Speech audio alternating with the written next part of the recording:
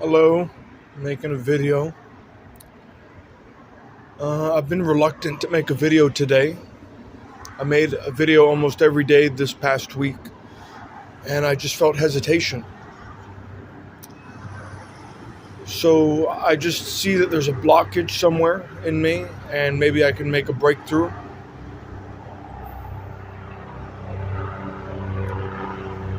Something that made me happy, I saw that some of my YouTube videos of my music had more likes. So I don't know if people come to my videos now because I'm a prophet. I don't know if people come to my videos because it's just interesting monologue, but I'm under the influence that it is because of the stature that I'm claiming, that being a prophet. So that gives me an exciting feeling, a feeling of joy. And it's really lighthearted. Maybe it's not joy, but it's something to rejoice in. So I'm glad I'm getting some attention. I'm moving forward and laying down a foundation to get my music out there, which is my priority. It's not these vlogs. These vlogs are very cathartic, but they have two things that they do, two effects, that being that they offer useful thinking and thinking process, and they also point the attention to my music.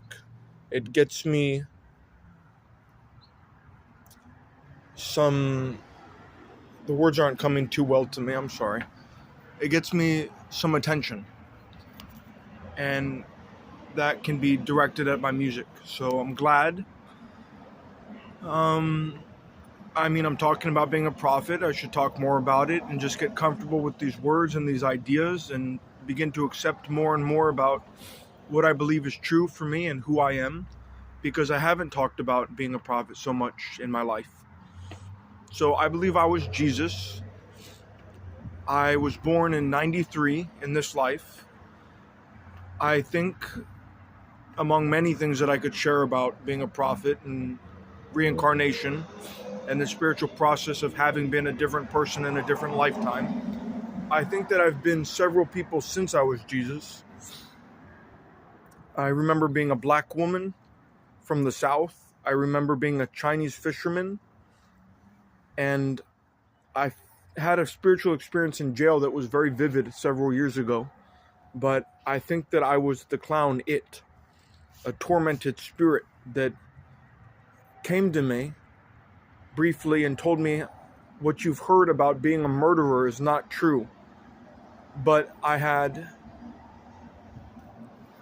a reputation that couldn't be argued with. So there are rumors that that clown was a murderer, but he proclaimed to me that he wasn't. So just some interesting information to share. I don't think that I was just born 2,000 years ago and came directly to this life several thousand years later. I've lived some lives in between.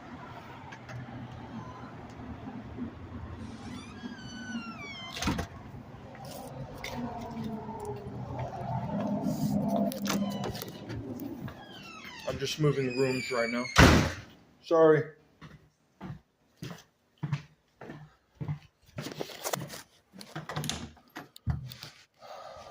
Anyways, I'll continue.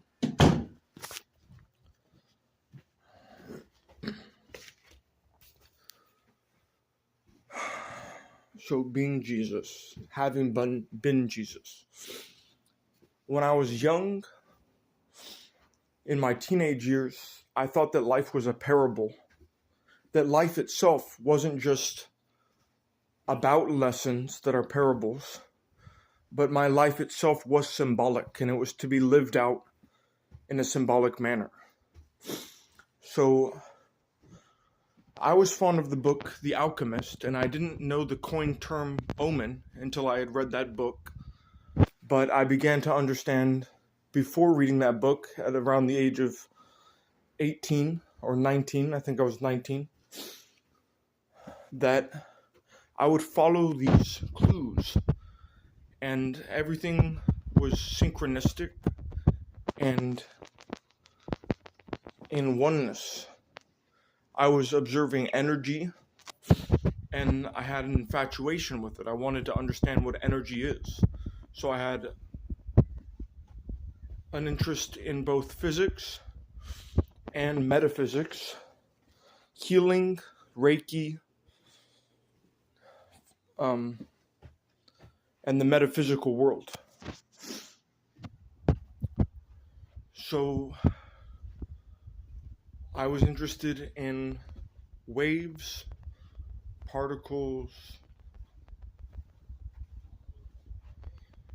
vibration, sound. I learned about cymatics at around that time, 18, 19, 20, 17 to 20. Everything was culminating all together, and I was learning all sorts of excuse me, all sorts of dynamic things.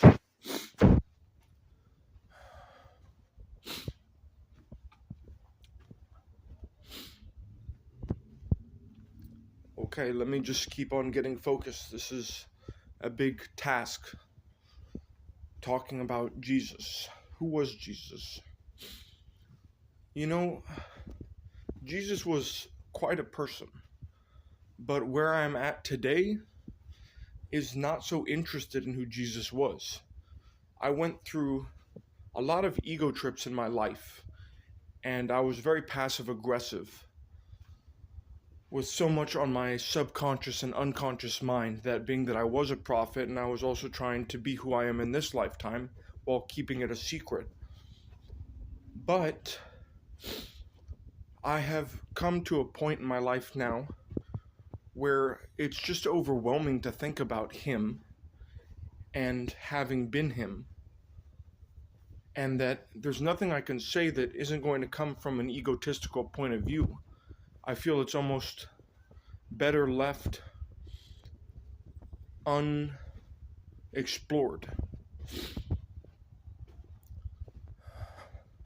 I've, over the years, the past several years, explored a lot of dark principles of spirituality, pursuing the understanding of power, of fighting, of war, of demons, of the devil, of the forces that are known as satanic.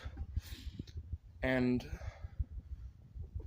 I suppose after a certain point of learning about the light in my teenage years and my early 20 years, devoting my life to God in purity and love, unconditional love, kindness, friendship, healing, I began to explore these other concepts that are dark, as I just mentioned: darkness, the devil, satanic concepts, spirits, entities, principles, history, sources.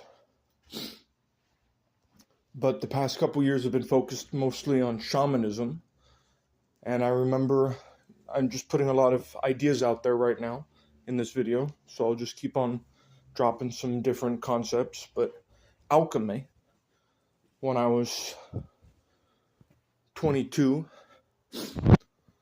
I began searching for books on alchemy and the process of both what I was coming to understand as emotional alchemy, that being transforming emotions into love and purity and happiness through purification itself, and also the literal concept of turning lead into gold.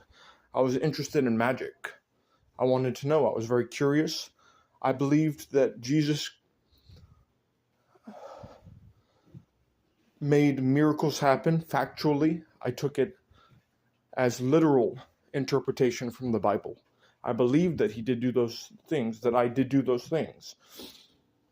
And just for me to clarify, when I say that he did those things and that I did those things, there is this very contradictory, paradoxical emotion that I feel, describing events sequentially in time and understanding that I both am him and am not him, that I both was him because I am no longer him. So it's a trippy concept to feel. I feel like there's always this dissonance when thinking about the concept.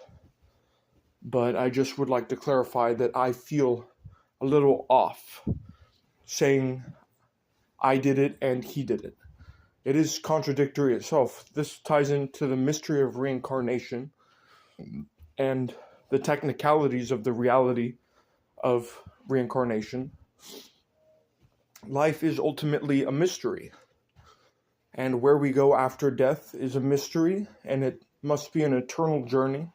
I've come to the notion that life is eternal and that it just constantly changes form and that we have nothing to fear. And I'm glad about that. But at this point, I'm thinking more practical matters about having been Jesus, meaning what will it mean politically?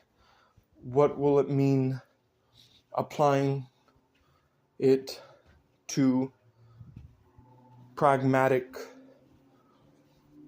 endeavors? That being, what will the form of my life be? Will I be an orator? Will I be a minister or a rabbi, which I'm striving towards? I would like to study Judaism in a school of theology.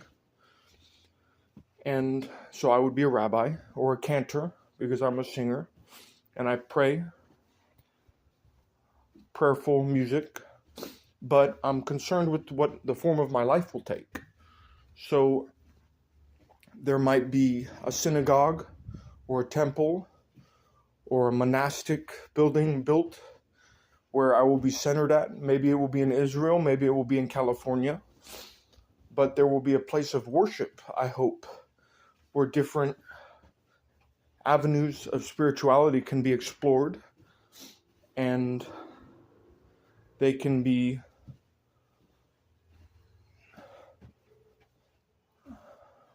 there's a word I'm looking for. I can't find it. I'm sorry. I'm having a hard time these days mentally. My mind is under a lot of strain. So thank you, listener, for being patient with me.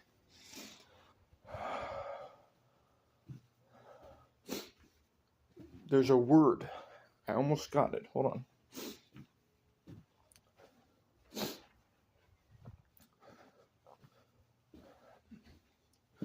It will come.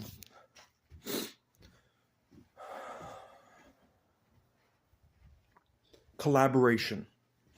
There will be different spiritualities that can be collaborated on by people. Thank you for waiting. The word was collaboration. So, yeah, I see a lot of new modern day spiritualities developing, and there's a lot of yoga in the world, and that's become the common standard of spirituality. That is health, mentally, emotionally, and physically. And I think that, to be honest, while on the subject of yoga, that yoga is the ultimate bridge to strive toward in this modern age of spirituality in the world. That the standard is what makes us healthy and what is healthy for all people. That being the bridge not only to a new spirituality as time has changed and to bridge people together, but to bridge people together in communication and being social with one another, internationally or just regionally, locally, in each of our communities.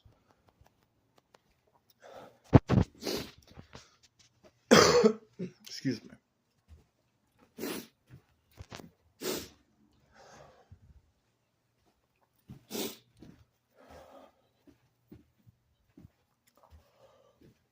So, having been Jesus, I think that Jesus studied in the Orient. I read a book when I was younger that my mom had, and it was called The Lost Days of Jesus. And it's basically about him leaving at the age of 13 from Nazareth and traveling to Asia and visiting China and becoming a monk and returning at the age of 30 or 31, I think 31, and ministering for 2 years until his crucifixion, excuse me. So I'm under the impression that Jesus was a Buddhist. And although he was Jewish, he had a monk in him. And he brought that and invoked it, grew it, nurtured it, and it blossomed into this beautiful radiance, which is a monastic life. I believe that it's possible he had a partner, Mary Magdalene.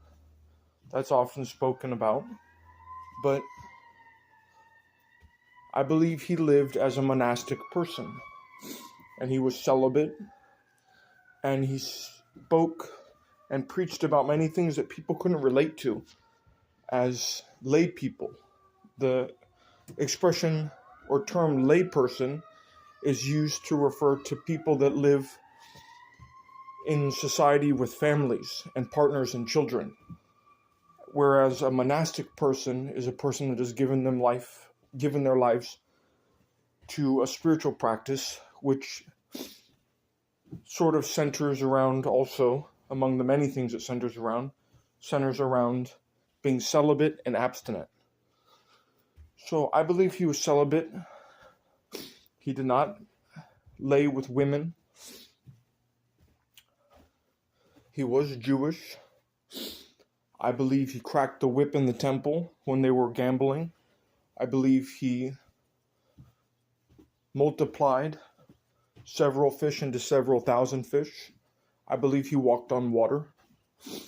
I believe he did many things that are told about him, among just being a sort of divine speaker of love and kindness and God and our purpose here on this earth.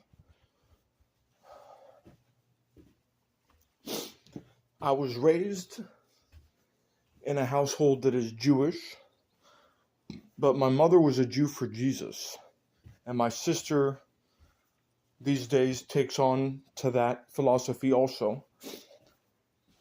But my mom raised me as a Christian for several years, and that's another contradictory or kind of paradoxical concept, that a person that reincarnated to a new lifetime is worshiping a person that he was in a past lifetime.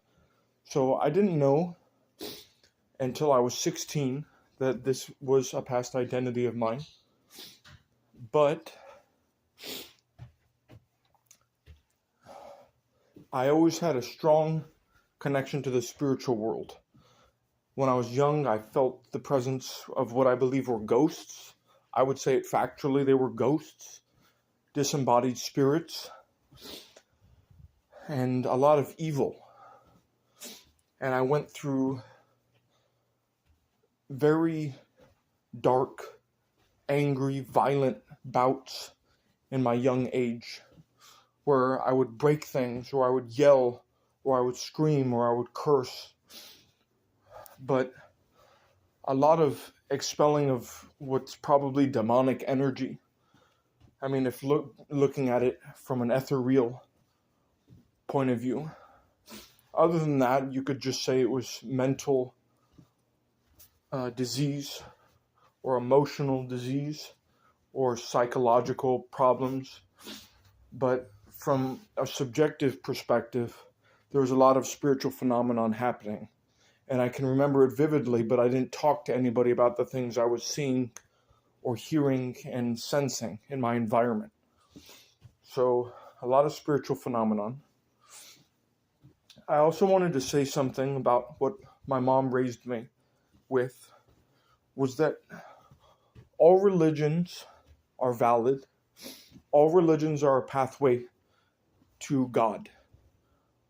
So she was a big lover of God, worshiping the holiness that is God, not in any particular form or teaching, but just understanding that all people and all walks of life lead to the same destination. And she taught me that God is love.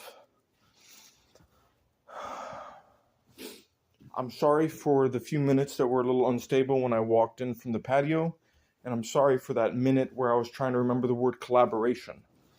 So thank you for being patient.